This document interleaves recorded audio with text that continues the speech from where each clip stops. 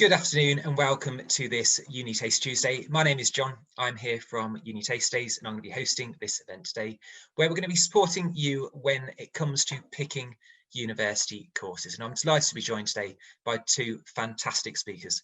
David Foley is joining us from the Make Happen UniConnect network. Now, the UniConnect scheme is a scheme of colleges and universities, and they do loads of great work, including supporting students when it comes to picking university courses and loads of other areas. And David's works one of 29 networks of these universities in England. Our other speaker is Steve Forsyth, who is joining us from Leeds Trinity University.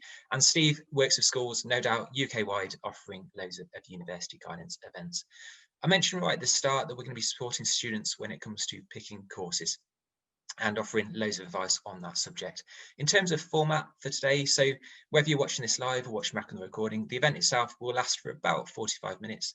David is going to open things up with a session that looks at, a session that's titled You and Your Future, how to pick courses and careers based on your core values and also your personality. And then Steve's going to speak second, and Steve is a schools and colleges engagement officer, and he's going to talk about picking university courses based on career. I'm always conscious with these events, you've not tuned in to hear from me, you've tuned in to hear from our fantastic speakers. So I'll pass the floor now to David from the Make Happen network with a session that titled You and Your Future, how to make university choices based on course and career with your personality and your core values in mind. Over to you, David. The point of the brief session today is really to encourage you to start identifying your core values and discover some ideas about your personality preferences and begin to think how this relates to your the decisions you're going to be making in the coming years. So first of all, really it's about balance. It's about thinking, finding that balance between what you're doing and who you are. But before we move on, I'd like you to think about where you see yourself in 10 years' time. Did you study after leaving college? What job are you doing? Why did you choose that path? And is there a job you'd rather be doing? And the reason I'm asking that is to get you thinking about making sure that your career and education choices are based in what you want to be doing and who you are, and that you're not going down a path that is led by other people's expectations. Then, that can happen quite a lot.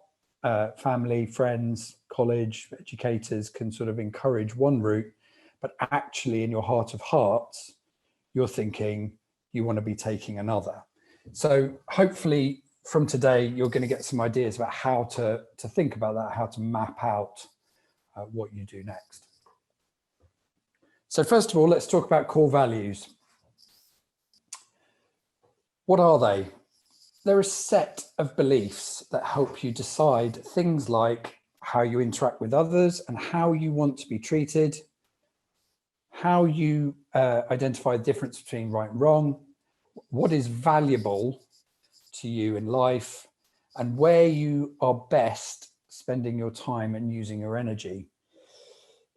Exploring your core values and having this conversation with yourself about what they are is all about understanding what matters to you, okay? And it's coming back to that, are you being led by others, or are you actually following the lead of what matters to you?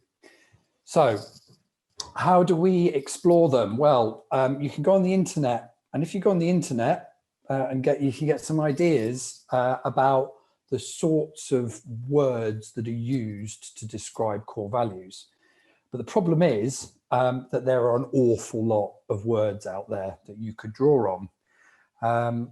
You might see some here that immediately jump out at you, but the task that you need to undertake is to sort of explore some of these ideas, some of these words, and start to identify groups of words and start to reduce the numbers of words in front of you and start to identify groups of words that might actually ring true to you about what is important, what you value, what is it, where the sorts of environments that you want to be working in and the ways you want to be treated. So from that word cloud that you've just seen, you could start to draw out some words. And here we have 5 sets, and starting to group these into various areas. So you've got words like appreciation, encouragement, thankfulness, thoughtfulness, mindfulness. That's a sort of sense of being respected and appreciated in your work. You've got words on the right which are more about enjoyment of life and finding enjoyment. These might not be the same words that you would find from that word cloud, but these are just an example. Once you have a sort of grouping of key words that really jump out at you from these examples that you can find, it's important then to start thinking about which words are the most, which words best summarize these groups for you, because having a sort of sense of a sort of headline core values is really important when you're going forward. So, for example, from this, you might draw out independence. So, being independent in life, that may lead you down a route of self-employment, for example. Making a difference, so that's jumping out. That might be about working in a sort of education environment or a charity environment and so on. You might want to work in an environment where you're found to encouragement is found and support. Balance may be important to you, and that would lead you to a work-life balance. And on the right hand side we have playfulness, and again there are careers where that sort of value can be found. I worked in the youth service for a number of years, and there was a lot of play in the youth service. It was a fun environment to work in. You're working with young people in their spare time, and that can be found in certain careers. It's quite a drawn out task, this. It's very it's important to take time on it and explore these words and see how they sit with you, and to try and think about how they value, how you value them. The mistake that might be made is that you go for a core value of, you find yourself in a situation where wealth is the driver of the business that you've ended up in. Like you might end up working in a bank, but actually you're not driven by wealth, you're not driven by money, and that can mean a sort of mismatch, and you come undone in that environment. You won't be happy, won't be motivated to succeed in that environment. So be true to yourself about what matters is really important. As I said at the beginning, there's no right or wrong in this. These values are yours. Be very careful that core value, how you identify these and what you conclude or what you feel, that you're actually thinking about what you want. Don't be driven by other people. And bear in mind, they can change over time. People change as they go through life. So don't sort of fixate if you find that something is, a view is developing on things. Moving on, personality. Okay, so what is personality? It's complicated and unique. It's yours, and there's lots of different personalities around in the world out there. It's all about thinking, feeling, and behaviour, and it's the sort of behaviours that you show in dealing with people in the world around you. And there are all sorts of mixes of preferences with core ideas, and we're going to look at this briefly in this session, that can be found widely in the population. Comes through genetics, interactions, and experiences. So theory is you're born with a certain layers of personality fundamentals, and then your experience of the world layers how you behave in the world on top. Can change over time, as I've said, with core values. As you go through life, things can change, your view on things can change, your behaviors, the way you want to operate in the world changes. But the really important thing is that understanding your personality preferences can be helping in understanding, can be very helpful in understanding career choices and future aspirations. So there are a number of different personality models out there. I'm going to highlight to you today one that was proposed, a model that's proposed by Myers-Briggs. And they suggested that personality can be described in how you interact with your surroundings, how you see the world and process information, how you make decisions and cope with emotions, and how you approach work.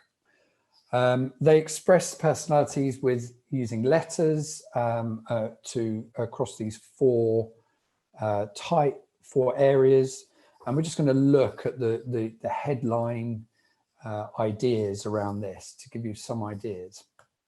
So how you interact with your surroundings.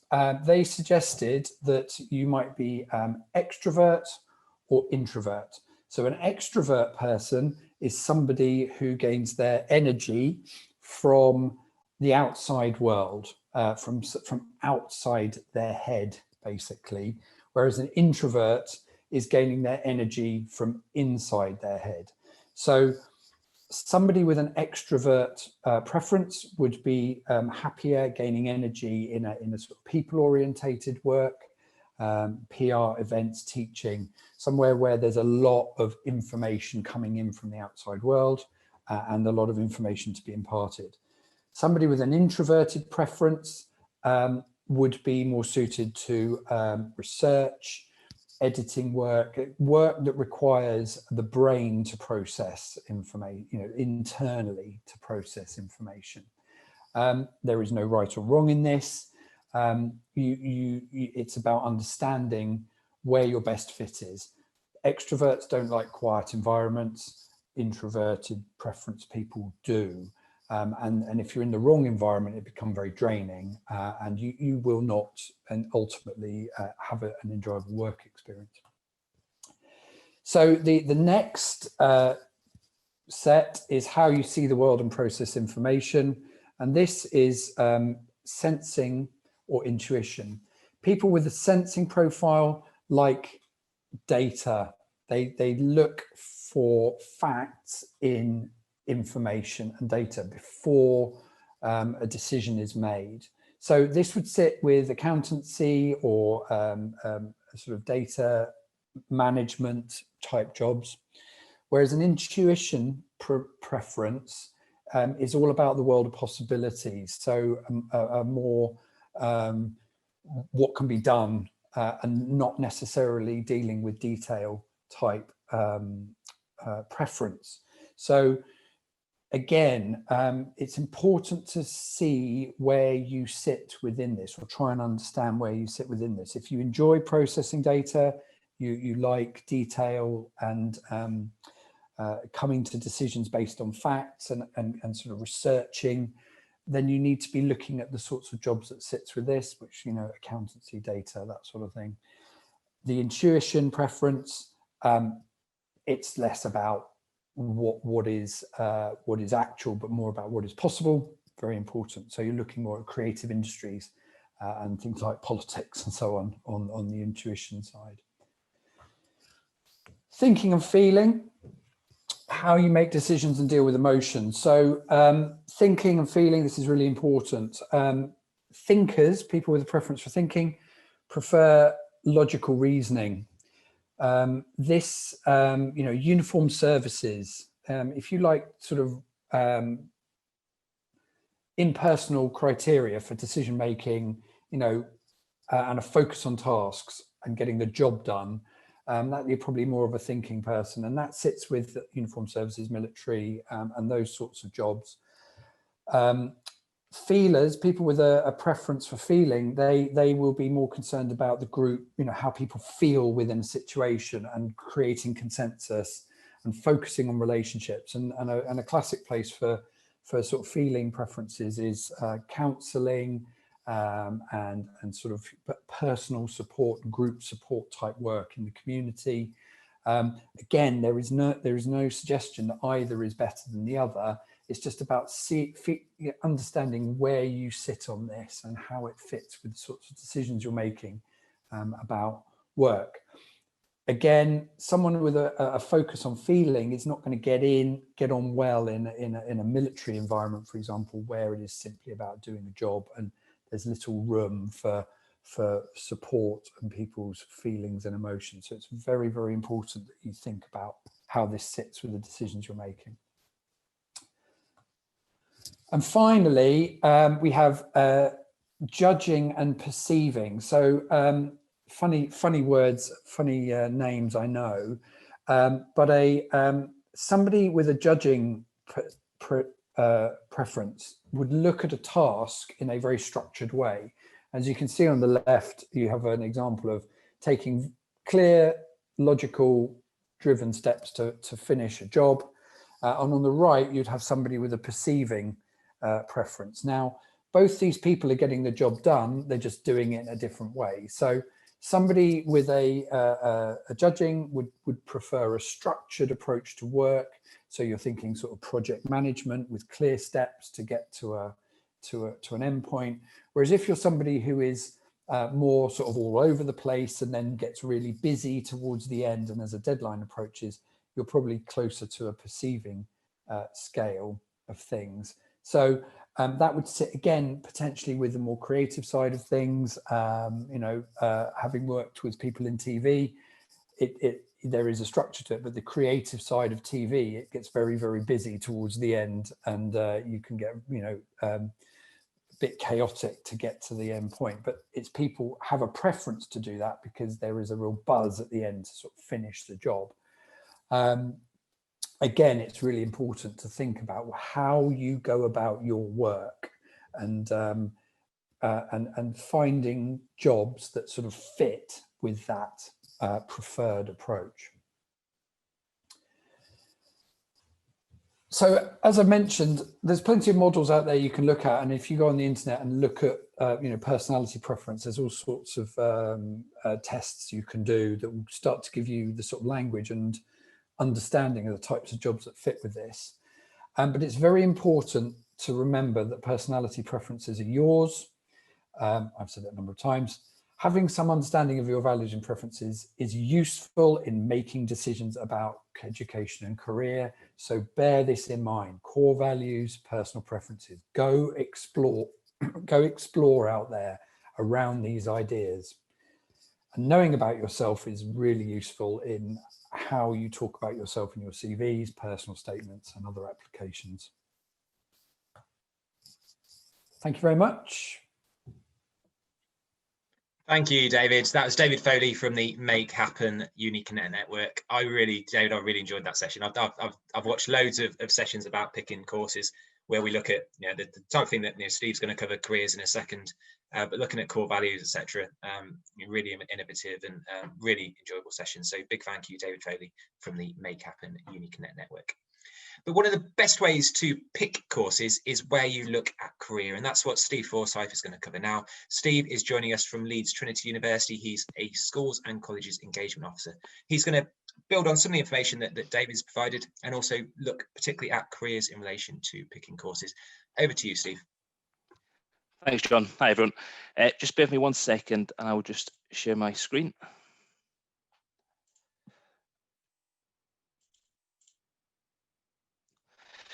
So yes, thanks. My name's Stephen. I'm a Schools College Liaison Officer at Leeds Trinity University, and today we're going to be talking about researching your university choices. I've got 3 objectives that I'm going to go through, and the slides to follow will replicate what the objectives say. So I'll give you advice on how to research and prioritise your university choices, linking your career choice to future careers, and then to signpost you to some useful resources and to support with your research. I'm only talking for 10 to 15 minutes, so it's not a great length of time. So with all the information I'm going to talk through, I just want to say this now, if you could try to take away sort of one or two things that you're going to go and act upon. So some of the advice I might give you, because advice is personal, you might think, actually, that's not the best advice for me. Other times you might think, actually, that's a really good piece of advice and I want to use that. So try and jot down sort of two things that you're going to take away throughout the presentation that you're going to go and do some research in, or you're going to go and act on, just to support you on your journey. So the first thing I'm going to sort of talk about is a discussion topic. So I'm not sure if you've got somebody in front of you just now or beside you that you can speak to, or where you want to make sort of create a mind map when I talk through this, and maybe discuss with somebody after I finish talking today. Is that what is more important to you? Is it more important to pick a course and then find a university, or is it more important to find the university that you like to go to and then the course? So try and think of the pros and cons of them two different approaches. So if you were going to pick a course first, does that mean that you're happy to travel anywhere in the country? So if you find, say, criminology, for example, is your preferred choice, that's what you really love, that's what you want to study, you're happy to study anywhere in the country. Or are you going to find the correct university? So you might have gone to an open day, you might have heard some good things about them, and you think, I want to study at that uni, and I'm not that interested about what course, or I'm happy to maybe find a course that I think I like, but I really want to go to that university. So the best sort of example I could give to that question as a bit of advice is that if you were looking to maybe staying at home, the universities that you can go to are probably limited because of a distance, because you can't travel, say, maybe 2 hours every day to travel to university. So therefore the universities are going to be shortened down by geography, and therefore you'd find a course that you could study within the universities near you. So that's one thing, but it's really good to be thinking about what course you want to study and at what university. There's two separate things, but you need to be thinking them at the same time to give you sort of the best result at the end. The things that it's always important to remember is that one model is not for everybody. So everything we're going to talk about today is going to be different for depending on the type of person you are. You've got to have different paths to get to the same end goal as well. So my example, I like to use this. I used to be a PE teacher before I did this job, and I knew I wanted to be a PE teacher when I was like 14, 15 years old. So it was a really career-focused approach to picking the university I wanted to go to, because to become a teacher, I knew I needed to go to university. So my research began pretty early on because I knew I wanted to become a PE teacher. Another example is that you might have a subject that you really like. So I've used English as an example, but you don't know what job you might want within that area. So therefore you're using sort of like a course search model, because therefore you're picking a university because you like English. You don't really know what career you want and things like that. So everybody's different. So please, when I'm going through this, always remember that as well. So this is something, if you want to take a screenshot or you want to take a picture on your phone, about what factors are important to you when deciding what university and what course you decide. So everybody's different. You might prioritize them different things. I've talked about the course, I've talked about the uni. I've not necessarily talked too much about social life at university, and something like going to universities that your friends are going to if you want a support network. So try to sort of prioritize them, rank them in order of your importance, and it gives you a starting point on where to start your research. So I talked about everybody being different and at different phases. In front of you now, there's 3 different phases that, although you might not be exactly within that area, hopefully there's similarities between where you are now and what phase you might be in. So I'm just going to talk through the different ones, and I'll go into more detail after as well. So some of you might be thinking that actually you're not too sure, you don't have an idea of what you want to study just yet, you don't know what university you want to go to, and you find the whole sort of situation a little bit stressful and a little bit panicked and worried. Well, don't be. I'm going to explain to you why in a second, but that might be the area that you're in right now. You're just not too sure where you want to be, whether in year 12 or year 13, or where you left college last year. So everybody's in a different boat. The middle one, so phase 2, is that you know the subjects that you like and you enjoy and that you're good at, but you're not too sure what degree or career that might lead you to, and you're not too sure what university you might go to. And then phase 3 is that you know exactly what career route, which is very similar to my example, but I knew I want to become a PE teacher. And you're not too sure, but you know what degree you want to take and where you want to go. So you're quite far on with your research and your knowing. So we're going to go through each stage in a little bit more detail. What's worthwhile mentioning now is that you might be on phase 1 just now, but in a month's time, you might be well on your way in the middle phase because you've done your research. So although you might not be currently in the right phase when I'm going through it, it's good to get the advice so you therefore you know how to progress. And likewise, you might be in stage 3 right now, and in a few weeks' time, you might have a complete change of heart. You might have to start your research again. You found a new career out there. So therefore, you might have to take a step back down to phase 2. So all this information I'm going to share with you hopefully will be important depending on what stage you're at and what stage you go on to in the future. I'm going to pick up on the don't worry stage again. Is that I go into schools and colleges often, I speak to a lot of students, and whenever I ask them, do you know what you want to study? If their answer is no to that, they feel a little bit embarrassed and they feel like it's a wrong answer. Knowing what you don't want to do is still quite important as much as knowing what you want to do. But I always give the sort of, I ask back, is if I asked you in a month's time the same question and your answer is still no, you might feel a little bit worse then because you've not done the research to maybe help support with your answer. But please don't worry about it. The universities, there's lots of options out there to help you. So the main website I'm going to refer to is the Prospects website. There's a career planner on there which helps generate ideas. You can take quizzes, you can match what your skills and your motivations are and your desires, and you can sort of match that to different careers. So if you sat right now, you think, I'm not too sure what career I want to go into, I've got no idea, you can maybe look at what careers are out there, linking into what you're good at, what you enjoy, and it will give you a few ideas of where you can start sort of your course searching and your degree searching. It'll give you that. There's chat functions out there, such as the student room, or at Leeds Trinity University, we've got something called UniBuddy, which is something that a lot of universities use, and it allows you to speak to students. At this minute in time, you're going to be asking more sort of basic questions about how did you pick the course, what did you know you want to do. So you might not have specific questions about courses or subjects just now, but you can get an opinion from people who are currently at university, how they got there, what the decision-making processes they went through. And you can also, we offer what's called a subject focus day, but other universities might call them differently. So if you're looking at different institutes, subject tastes is quite the common term, is you can go in and get a taster of what it'd be like to study that subject at university. If you're not sure what you want to study now, you might do 5 or 6 of these in completely different areas and be able to get that information afterwards and see which one you enjoyed the most. And it gives you a starting point again. So moving on to the next slide, we talked about you sort of in the middle, phase 2. You know what you like, you know sort of subjects, but you're not too sure exactly what degree or career. Again, Prospects website, which I'll share the links at the end, which will be able to take photos of the web address. So there's where degree can lead you option on there. So it lists every degree subject out there, but it links into career. So therefore, if you know what you like to study currently at school or college, you'd be typing these into the website, and then it does a search and it will tell you careers that would be linked to your sort of subject interest. And again, it's a really good starting point to start your research and to be thinking about your careers and where you want to end up in the future. The UCAS website, you'll probably be quite familiar with UCAS, depending year 13s, you'll be applying just now. Year 12s, you'll probably be getting registered and looking at that. There's lots of handy subject guides on there. It sort of tells you what you need to study to get to certain subjects and therefore linked into careers as well. And we mentioned about sort of the chat function, speaking to students and going to subject focus days and taster days. The main difference now is that you've got the subject areas that you're looking at, so your research is a little bit more targeted. So you're going to be going to the specific taster days that you really want to know more about. And then you could be asking specific questions about you're studying currently criminology at the university. What careers have you got in mind within there? I'm thinking about doing this as a career.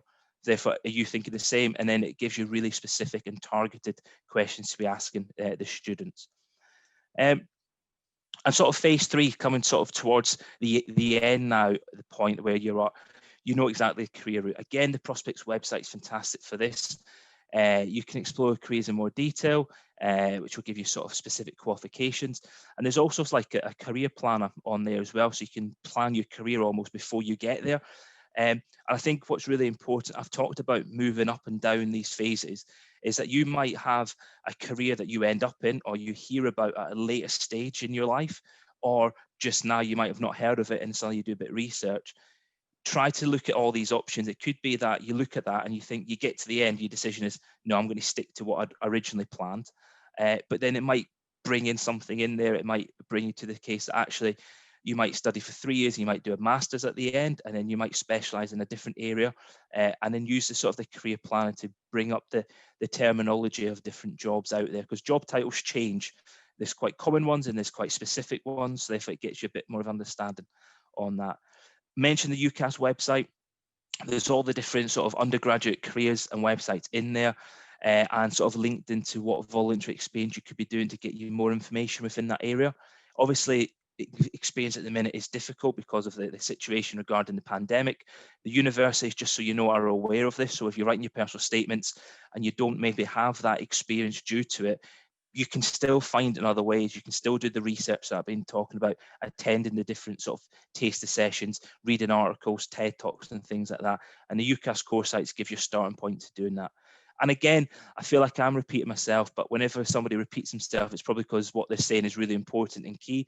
Is that if one of the two things that you might take away from today's session about how to pick the career and the course for you is maybe go and book onto like a taster session at university the next few weeks, see what's out there, and then to start that. So that could be one of your things. And if you know exactly the career, you know exactly the taster sessions you want. And again, chatting to the students as well. It could just be registering an account and getting that information and asking them questions. So sort of to sum up, like our top tips is like start now. Like I think if you've taken anything away from what I've talked about, within the next sort of like 2 to 3 days, try and do that little bit of research straight away so it's fresh in your mind, and start now. It doesn't have to be too much. It could be 5 or 10 minutes amount of time to start doing that. If in doubt, study what you enjoy. If you get into the end point and you just can't make that decision, really think about what you really love and you want to learn about.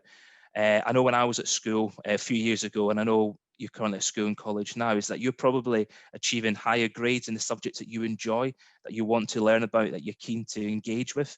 If you study something that you're maybe not keen to engage with, but you've chosen it because it pays well, so that might provide you some form of happiness. But at the same time, your job is really important. You spend a lot of time at your job and your career. So maybe pick a course that you really like to study, knowing that in the future, the career will end up in an area that you really enjoy. Talk to people. People have been through the process. You might have family members who have not gone to university, and they might give you advice of saying, oh, actually, if I could go back, I wish I did go. You have friends who are currently there, and you've also got teachers as well who are really good to speak to about the career path they've chose and the options that they went through. And ask and listen. You can never get as much information. You're like a sponge. Take as much information you can do, and then make a decision at the end. And what I'll end on, the one piece of advice I always end on is, no matter what decision you make at the end, you can only make the best decision with the information that you've received. As long as you're doing that, then you're doing the right thing. So always go with what you think's best. Get the advice from everybody, but make sure that you're really happy with the decision that you make. They're the websites now that I've sort of talked about, the prospects, the students' room and the UCAS. If you Google them, you'll be able to find them quite easily. But if you want to take a little screenshot or a photo of them, then you've got them whenever you need them. And thank you very much for listening. I really hope some of the information that I've given you today has been useful. And if you do need any sort of other advice, then feel free to get in contact with Leeds Trinity University. But then all other universities will provide you with the same information as well that you're interested. Enjoy the rest of your day, and thanks for listening, and good luck with everything in the future.